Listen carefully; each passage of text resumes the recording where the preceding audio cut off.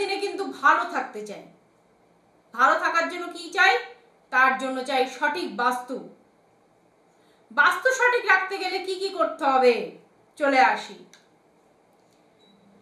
বাস্তু সঠিক রাখতে গেলে প্রথমেই যেটা মাথায় রাখতে হবে, বাড়ির যে গৃহকর্তা আছেন বা গৃহকর্ত্রী আছেন, যেই ইনকাম করুন না কেন, তাকে উত্তর পূর্ব মুখে খেতে হবে বা পূর্ব মুখে ভাত খান বা যে কোনো জিনিস খান বা লাঞ্চ ডিনার যাই করছেন না কেন, তাকে কিন্তু ব্রেকফাস্ট করছেন বা কাজে যাওয়ার সময় খেয়ে বেরোচ্ছেন, তাকে কিন্তু দিক মেনটেন করতে হবে। Very very important.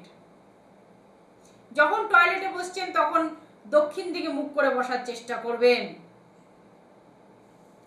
3 নম্বর হলো, আমরা বাড়ির ঝাঁটা কোথায় রাখবো সেটা কিন্তু বুঝে উঠতে পারি না।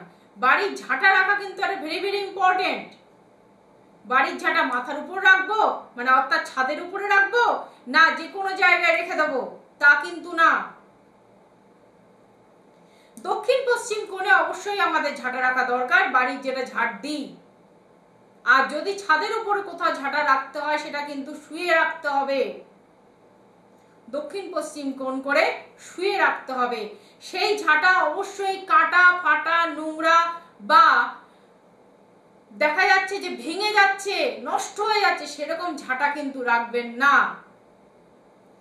বাড়িতে কোনো ভাঙা মাটির টব, শুকনো মরা গাছ, অবশ্যই অনেকের হয় না টবটা ভেঙে ভেঙে পড়ছে, ভাঙা অবস্থাতেই ছাদের কোণায় রেখে দিয়েছেন, সেখানে জল জমছে, শ্যাওলা জমছে।